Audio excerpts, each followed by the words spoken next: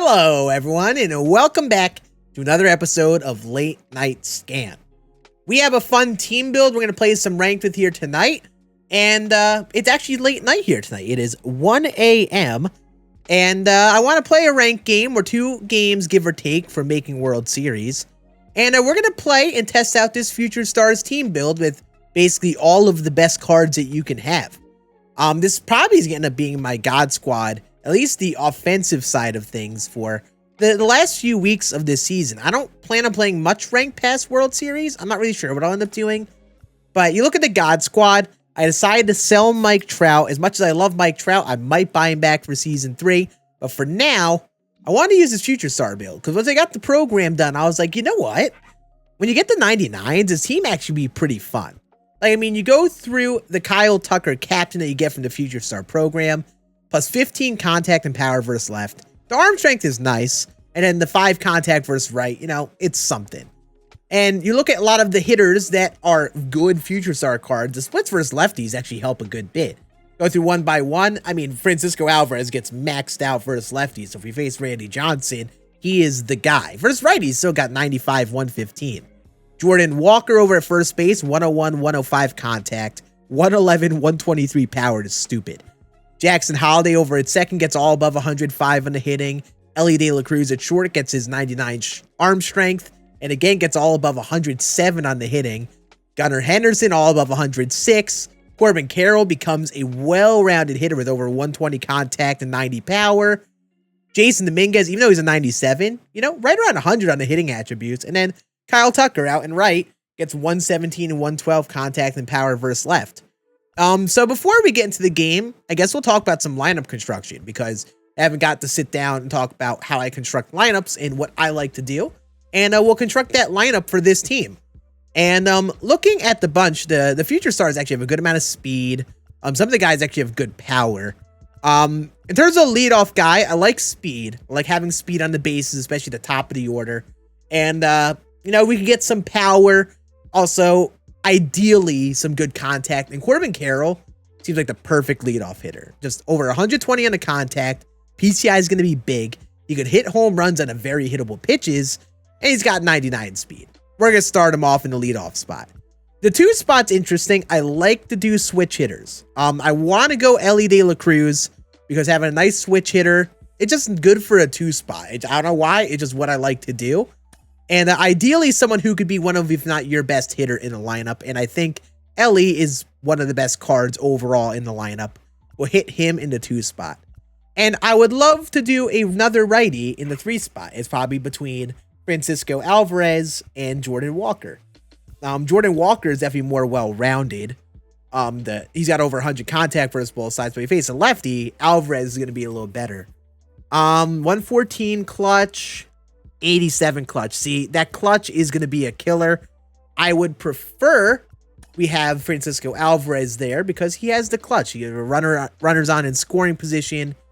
That's going to be a benefit. I will say I see a general theme. The clutch is pretty weak on a lot of these cards. I don't necessarily know why that's a Future Star thing, but they just don't have that dog in them. So we'll keep that in mind when building this team. Alvarez will be in the 3 spot, though. Pretty good on the power, home run type hitter, but if there are runners on, he's going to be fine with that clutch, too. In terms of a cleanup, we should go for a lefty here. I want to do Gunnar, but he's only got the 94 contact, and that's going to be definitely a downside. Volpe is a little weaker on the clutch as well. I think Holiday might end up being our cleanup hitter. Yeah. We're going to go Jackson Holiday. Again, pretty good in the contact. Actually, it's pretty good power, 109, 105. But that clutch is definitely huge for a cleanup hitter. We'll do that. In terms of a 5 hitter, we'll go for Jordan Walker here. Obviously, the clutch isn't as good, but in this part of the order, you know, we got the 3 and 4 hitters ideally to handle with runners on. We'll go for Walker in the 5 spot. Kind of treat it as like a 3-hole hitter, just who might not be as good with runners on. So we'll go for Jordan Walker. And now the bottom part of the order, this actually gets pretty interesting. I feel like Kyle Tucker will end up being the last hitter, just because he is the weakest overall bat here. But I also don't want to have 2 lefties in a row going 9-1. So I think we actually might do Gunnar. Volpe. Yeah, I think we'll do Volpe there. I like Volpe overall as a hitter. Tucker and then Dominguez last. So you get a nice switch hitter at the end of the order. And if they put in a lefty, he's better versus lefties. And there's our order. So basically to summarize, with a team like this, a lot of speed, a lot of contact and power, especially in the heart of the order 3, 4, 5. We get that power. And I think it actually looks like a pretty good team. If Gunnar Henderson had more clutch, he would be the cleanup guy, I'd say, over Holiday. But overall, though, like, other than that, like, little problem with some of the players not having much clutch, this is a God squad. So let's play a ranked game. We're going to pitch with good old Eury Perez. And we're probably 2 games from World Series here. So next video, we'll probably play with this team again in our World Series game. But today, since I did the other episode, if you have not watched that, you should watch that after this one. I'm going to be probably talking more gameplay strategy here today. So let me know what you think about this one. It's going to be a little bit of a different vibe from some of the other ones that we've done. Because the other ones I've talked about some more of the MLB The Show stuff. I think today we'll talk about some more in-game strategy. But I guess to get the real-life stuff out of the way, I went to a Yankee game the other day. Got my Anthony Volpe jersey on. And it says his name. Some people are going to be mad at that. I'm backing out of that. I don't know why. I just did not like the bar getting that big. And we got the Volpe jersey on because we got the Future Star team rolling. And that's part of the reason I want to use this team, because I haven't gotten to use 99 Anthony Volpe enough. And we'll get some reps with him here. And I'm excited to give him a go. And the Yankee game was nice. You know, it's nice going out to the stadium a bit and touching grass. And took this weekend really to relax, not force myself to grind the YouTube stuff. Because when you get caught up in working on the videos like I do in the main channel, which require a lot of work, when you're rushing videos and ideas, you kind of get burnt out a bit. And especially with the main channel videos, I'm putting more work into the ideas and make sure to really hit the nail on them. Trying to do something different that, you know, I'm still getting better at doing gameplays. Even gameplays on the second channel here. And, oh my, we are up against Parallel 5 Roki Sasaki. Looks like my opponent is not going to be happy when Season 3 starts, because they have a very set 1 dominant lineup here. I think 8 of the 9 hitters are set 1 cards. So they're going to have a fun last couple weeks here. Also, I guess I do plan on, by the end of the season, doing one last final set 1 team build. Please don't send me a friendly. I don't want any friendly quick karma. I just want to play. But yeah, we're against Roki. Roki's all velocity. The big thing with Roki I think is toughest to hit. The fact that he's got outlier four seam, outlier sinker, which means those 2 pitches are high 90s. And he has a cutter that's low 90s.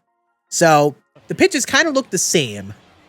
But one pitch is significantly slower than the others. So you kind of got to make the adjustment on how your opponent throws those fastballs and cutters. Speaking of which, we should check the game log of its legend. It's Hall of Fame. Splendid. So they went up and away sinker first pitch, and inside cutter. So away, inside. If you watched the last video, I kind of talked about this, how people kind of like to repeat going away, inside, or finding cycles of things. And this guy just went inside cutter, inside sinker, inside cutter. Nope, don't you dare ring me up. Ah. You failed me, Corbin Carroll. But okay, hey, we saw 5 pitches at a bat. One thing we're going to see for a fact with Roki here, a lot of those inside cutters. I'm going to just camp that PCI inside and hope he throws a sinker here. Go back to that sinker. I'm sitting on this pitch. Oh, he went away. Okay. Seems about right. Ah, there was the inside sinker. Just a little late on it. Really? You're going to jump?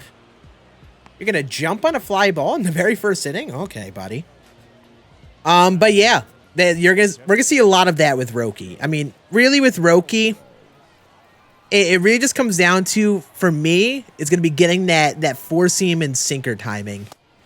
They're both the fastest pitches. You got to get that timing down. That's the first step of this game. So we're just gonna look to see some pitches, hopefully. Nope.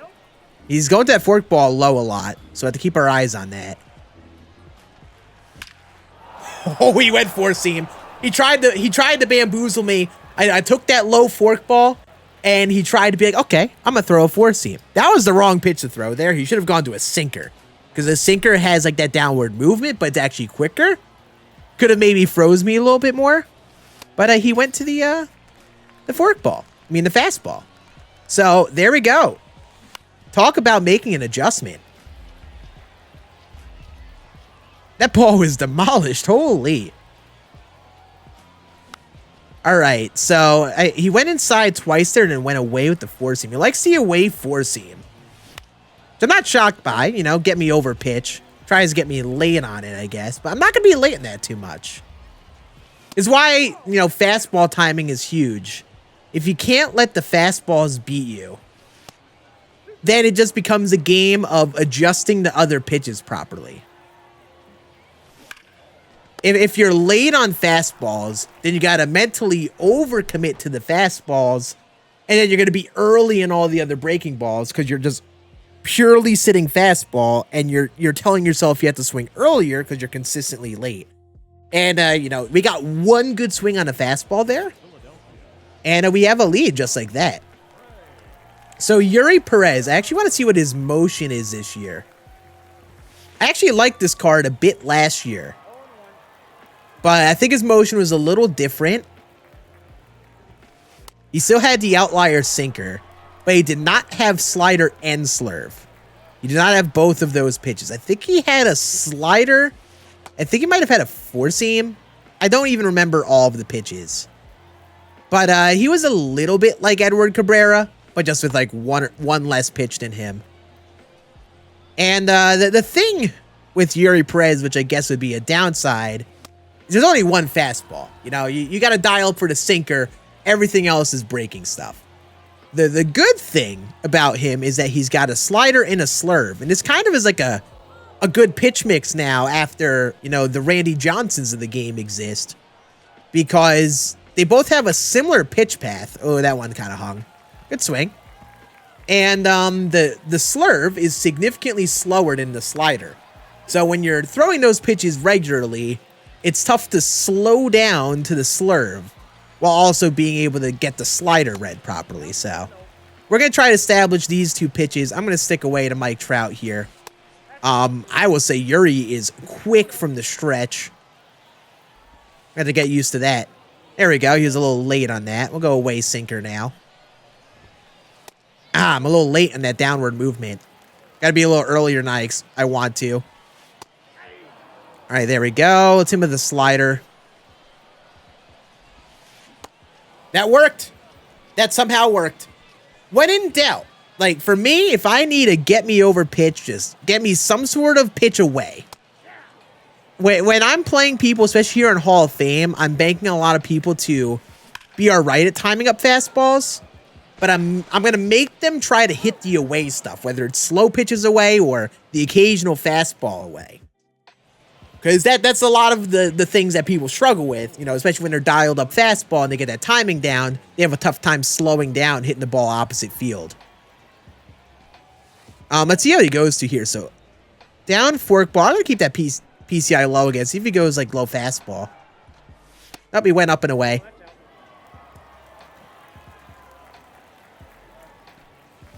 There's that over the plate four seam. That was probably trying to get over.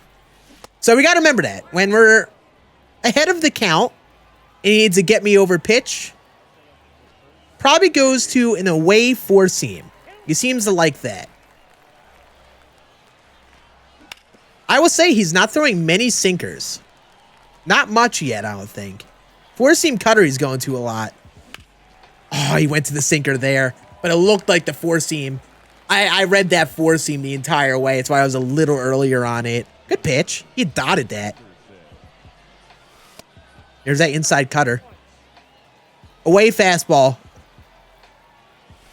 Oh, he went inside there. Okay. Try it again. All right. Hey, we're seeing pitches, which is always good news. When you're working count, seeing a lot of pitches, we're at 30 pitches here in a second. That is great. And there's that low fastball again. It's actually a solid pitch with Roki, I guess. I will say I have not faced Roki much. I really haven't. You know, a top pitcher in the game. Just a little late on it. It's a good cut. Top pitcher in the game, and I have not seen him too much. Surprisingly enough. He likes the slide step. My opponent really does like that slide step, and I promise you it's going to hurt him at some point. A lot of people do the slide step, but like you lose control of pitches with it. It's very easy to hang one pitch on accident doing the slide step. Also, did you get that? Oh, just missed it, man. We're close. This is a lot like the last video, if you watch that, where we had a little bit of a slow start. We're like just a tail behind on that fastball. I think I just got to commit to it a little bit more than I have so far. Just got to sit fastball a little bit more than I have. He has not thrown many cutters in the strike zone. So if I'm going to swing, it's likely going to be that four seam and sinker. Those are the pitches he's trying to get over. Other than that one cutter he dotted inside to start off the one at bat, he is throwing a lot of fastballs above the zone, or in the zone. And I shouldn't have to worry too much about the cutter because it is like 5+ miles an hour slower. So like that adjustment of me being likely a little later because it's a cutter, I'm going to fall into that timing just fine. Also, my opponent has not gotten any sort of fastballs timed. I'm going to throw inside sliders to those lefties. Especially the slider will be nice because it's a little quicker. It's getting a little closer to 90 miles an hour. So you pair that with the sinker and someone who's trying to overcommit to fastball since they're late on them. Then you can get someone to expand the zone a bit because that pitch is a pitch that they think is a fastball. They think it's a sinker. And now I'm going to hit him with the slurve because he's going to slow down to it and he's still going to be early on it. Oh, that was the perfect read. Oh my. Yeah. Eury Perez is looking good to start. All right, let's see. What pitch are we looking for here? Okay. Cutter over the plate. He's not going to throw a cutter again now. Yep, he went sinker there. We timed up sinker. Barely kept it fair, though. But there you go. I mean, you get a captain card like Kyle Tucker who can get on base like this. Like to see that. Throw me that inside cutter again, you coward. Ooh. That was a pitch you got to swing at. Fastball over the heart of the plate. I got to do the thing I said, though, where I'm just sitting fastball, adjusting cutter. Oh. And the timing there, I think. Yeah, it's not the PCI. Had the timing there, though. He's sticking low right now. Okay, see, that one, I was guessing he'd go back fastball. But he doubled down on the forkball. People don't really like to double down on breaking balls twice in a row. But he did there, so good on him. Inside cutter. Give it to me. All right, there's a sinker. Oh, Corbin Carroll. Center cut sinker. Oh, that's beautiful. 3-0, just like that. I don't even know, like, did he slide step or was it just like a really poorly located pitch? Nope, he just poorly located that. That's the thing with these high velocity sinker throwers is they, like, no matter what with that outlier, they just aren't going to have that great of control on it. Like, they're bound to mislocate a pitch here and there if they throw that pitch a lot. And that was one. That was definitely a missed spot. That's why, like, you're gonna hear me say it a lot on this series. Like, timing up that fastball is big. Like, I know it might sound redundant where if you're struggling, like because you're struggling to hit fastballs, but the fastballs are your best pitch to hit. And someone like Roki isn't as hard to hit sometimes because people get very reliant on that fastball. You know, he just threw another sinker that missed its spot. He's trying to get too creative with those four seams and sinkers. I missed the four seam or whatever it was. And he just went back to a fastball. I've been all over the fastballs. I've got the timing down like that. And he doesn't know what else to throw. You know, I haven't swung at many of the cutters. And he just can't get this sinker or four seam located in a spot that he wants to. So, like, when you can hit fastball, and you practice hitting those four seam fastballs, especially the outlier ones, then you give yourself a better chance to succeed, because sometimes you run into people with someone like Roki here, we're just a little too reliant on that four seam or outlier sinker. Good pitch. I need to stop swinging at that. He's going to go to it again here. Oh, he almost dotted that. We're running. Send him 3-2-2 strikes or 2 outs. Ah, good rip. Good inning, though. 4-0 lead. We will take that.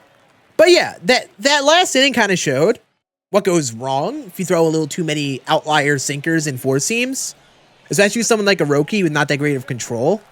You know, you're bound to mislocate one here and there. Luckily, I will say, I'm impressed with Eury Perez's walks per nine. I forgot if Michael Kopech boosted or not, but 92 on the walks per nine. I don't know what his control is on its sinker, but that's a pretty good par for Hall of Fame difficulty. For an outlier sinker, that works. Oh, nice play, Gunner. And a big thing, which I guess is a benefit for Eury, if we're going to compare him to Roki, is that the sinker is his primary pitch. And with primary pitches, if they still act the same as they used to, you can basically throw them every pitch, and you're not going to get any sort of penalty for it. Apparently, like in years past, they had said this about primary and secondary pitches. Having a pitch be a secondary pitch and throwing a pitch all the time eventually results in some sort of like accuracy punishment. Also, you see how he didn't swing it at down away slurve? We're going to come back with a down away sinker, dot him up. He's not committed enough on that away pitch, but he's also hesitant because he's check swinging at it. And with someone like Eury Perez, at least it's his primary pitch. I could throw it all the time. It's not going to really hurt us. And with an opponent here who's struggling to hit the fastball, we'll be able to get away with that sinker a lot here. Literally, this game so far has been a perfect example of just being patient and seeing a lot of pitches, but also being able to hit the fastball versus not. And, you know, if you really struggle with fastballs, I've had some tip videos. I have like some of the old tip videos from last year on the homepage of this channel. Just like click the channel name and you'll see it. You should see I have some videos and drills and stuff with some tips. And I will eventually do some more tips here. I think with season 2 wrapping up here, we'll get at least a basic hitting tips video out with my general hitting tips, and we'll post that on here. Also, since we got new content this weekend and we're at the back end of season 2, we're going to do our second to last tier list this week. And I think we'll do one last season 2 tier list on like the last day or one of the days before season 3. For those who have been keeping up with the content over here. But yeah, like you see, like hitting a fastball is such a big deal, especially on Hall of Fame in this game, where the velocity really starts to matter. And from making sure you get a nice TV or monitor with a good pitch. See, that's a good time to go to the cutter. Like getting a nice TV or monitor with a low response time, so you can react to pitches properly, to, you know, maybe play an Xbox versus PlayStation. You know, there are a lot of different things that affect like the responsiveness or your ability to hit fastballs. So if you play at this point in the game, I recommend, you know, getting yourself a nice TV or monitor with a low response time and stuff like that to try to optimize the experience, because this game is so much of like a reaction-based game. And a lot of this game comes down to muscle memory and training your timing, along with, you know, adjusting to your opponent and such. A lot of it does come down to playing the game and building up the routine and muscle memory and all of that. So, I'll be covering those on tips here at some point soon. But definitely check out the ones I have posted so far, because we do have them. All right, so Griffey's up again. He is his only hit so far. Want to throw that to kind of gauge his timing. Early on a down in sinker. We're going to throw a low circle change in the same path of it. Hopefully he thinks it's a sinker and is early on it. Literally perfect. Literally perfect. I'm going to go inside slider. See if he expands the zone a bit. Oh my goodness. This dude is making me look really smart right now. No offense to him. There's not any downside to my opponent. He's just your typical, like, fringe Hall of Fame player. You know, this is someone who might not make World Series easily, or maybe does make World Series, and just needs a nice little hot streak to get. This is how a lot of people are in Hall of Fame, you know? A lot of people get scared to play up in Hall of Fame and feel like they're playing the goons and they're outclassed. And I notice it doesn't look the same because I'm kind of outclassing my opponent here. And that's not even to be cocky. We're mindlessly playing well right now. Genuinely, a lot of people in Hall of Fame aren't that great at Hall of Fame. You know, a lot of people play Hall of Fame and they sit in like the low 300s with their players' batting averages. At best, a lot of the times. You know, you could definitely make World Series really relying on good pitching. You know, you see, we're not throwing that much in the zone. I'm throwing a lot of the circle changes and sliders because my opponent is committed to trying to hit the fastball because he's consistently late on it. And we're getting all those swings and misses. Oh, we finally got one of those cutters. A little early on it, though. Even though we're up 4-0, you can still see Roki's kind of tough with that slow cutter, man. We start, like, dotting that cutter. It's tough to hit. He's going to start throwing it some more because I haven't hit it well. He's going to start throwing a lot more of those, I think. So I just got to sit back in that a little bit more. There we go. Sat back a little bit more, and we're just a smidgen late on it. Now, pain. Pain and sadness. Not to Ellie De La Cruz. By the way, he has been phenomenal since he got called up to the bigs, by the way. Absolute electric factory. I hope he gets some sort of card here soon. Whether it's like a monthly award or something like that.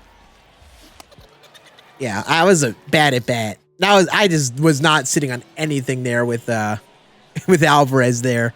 Laid on a cutter and swinging a bad fork ball. Next inning, we'll lock back into the approach again. We'll actually take a look at the good old batter analysis, see what pitches my opponent is throwing a lot. Good little quick first out. But yeah, right now, 5 innings, 42 pitches with Eury Perez. He is on cruise control right now. Late on a slider. We're going to throw a low slurve here. Hopefully you get an early swing to start off the AB. Oh, that hung, but we still got the early. That's exactly why that slider slurve combo could be really good. Now we'll go low circle change. All right, he took that. Now we'll go low sinker in the zone. Hopefully he thinks it's that circle change. Might be a little hesitant at down and in corner. Yeah, a little late on it. Go back to the circle change. We'll aim it a little bit inside below the zone. All right. Got in early. He's sitting fastball. That wasn't as low as I wanted. We're going to change the eye level.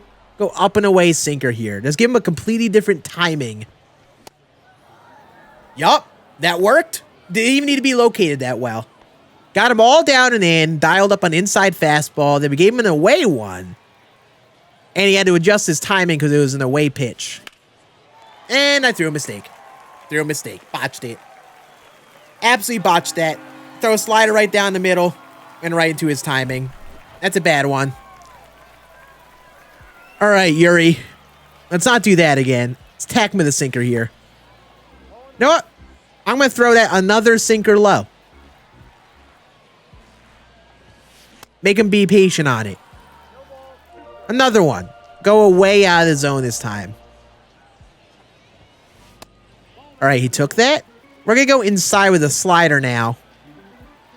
Hope he thinks I go inside sinker.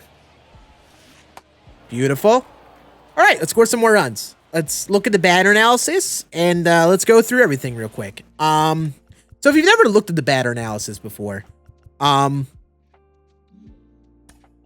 I think it showed, this is the hitter's view. The pitcher analysis actually shows the pitcher side view. So the zone is flipped there. This is what I have received in terms of pitches. He's thrown, let's see, we've taken a lot of pitches, 43 pitches we've taken. These are hits. We've not hit the inside stuff with lefties well. We've just missed a lot of those swings. I'm going to start adjusting my timing a little bit because that's a pitch that he's getting me out on. Past that, nothing too crazy here. I have swung and missed at a couple low fork balls, 3 of them, for strikeouts, which is not good. So you could also look at your swing outcomes. You can see your PCI ratings. This is a number rating from 1 to 15, 15 being perfect. And you could see like what your PCI ratings were. And a lot of those outs we had were just swings I just missed timing wise. You see a lot of them are above like 11 on the PCI rating, even some 15s. So the PCI placement has been A-okay. I think I'm just off timing with my fastballs. So I'm just going to commit to that 4-seam a little bit more here this inning. I'm just going to sell out for 4-seam fastball. I want to be early on things this inning. There we go. Literally just had to mentally prepare myself for only 4-seam timing and just selling out mentally for what a 4-seam was. And he gave us an up and in one right there. And that was crushed. Jackson Holiday. Same thing. Gonna keep that PCI inside. I'm gonna look for an inside 4-seam. He could throw that inside cutter all he wants. I want a 4-seam. Oh, he went through it twice in a row. Let's see if he does it again. I'm not gonna miss that 3 times. Oh, he went slider there, okay.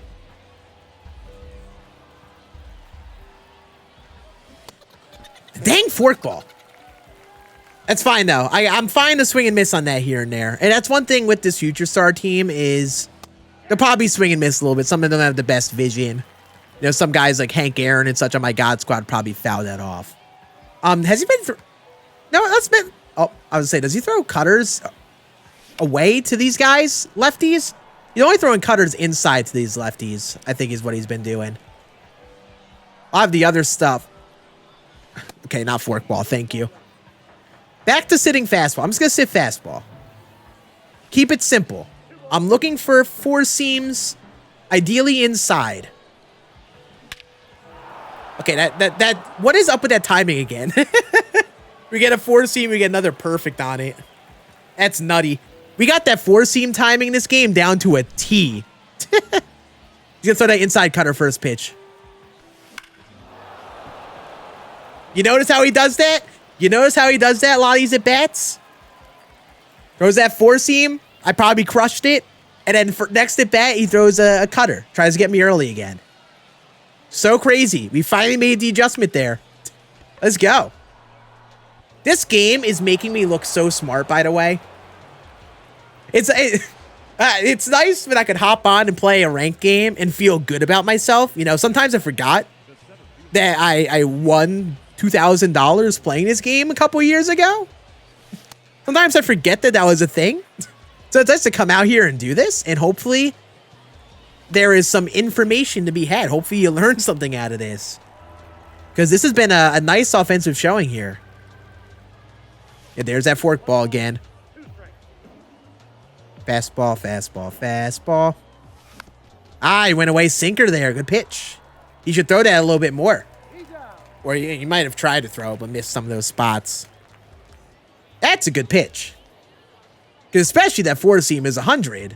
It's still 5 miles per hour difference there. He went forkball. Okay. I don't know why he froze up there. Because even in like the 2-strike counts, he's not throwing many inside cutters. I was like mentally thinking inside cutter off the plate, but they dodged me with a 4-seam. They never like going down without swinging. That's always like my biggest pet peeve. Like, especially in this game, and, you know, even though there were some foul ball changes and such this year, you know, foul balls happen a fair bit still. So I don't want to go down without swinging in this game. Okay. Oh, Eury, lock it in, buddy. Can't be hanging it. I'm going to go inside off the plate sinker. He's very early. He is very committed to the fastball. He went. See, we just got him to check swing. That pitch is a great pitch because you get someone hesitant. You get them at least like a little hesitant inside at the very least, but also even just getting a check swing like that is really probable. When someone's like struggling to hit fastball, they see the pitch start off as like an inside on the plate fastball, but it's a sinker that goes in on the hands. So tough to hit. All right, you're not going to hang this time, Eury. You're going to throw a down the way slider outside the zone. Okay, he hung it. And that's entirely because I sucked at the pinpoint. Very late, I'm going to throw this slurve below the zone. Beautiful. See, that's the spot that you hit with that, because you could think that with the slider in play, that could also be a slider right on the corner. So I got to remember that. I'm a little off with that downward motion on Eury's stuff here and there. We'll start doing this a little bit with the pinpoint, where I do the first motion, let go with the stick, and then it will center itself so that downward motion is a little easier to do. And it's also not as difficult. Oh. That was the fastest rage quit I've ever seen, I think. That was so fast. This dude struck out and then instantly dashboarded. I don't blame him. We crushed it that game. 7 runs, 10 hits.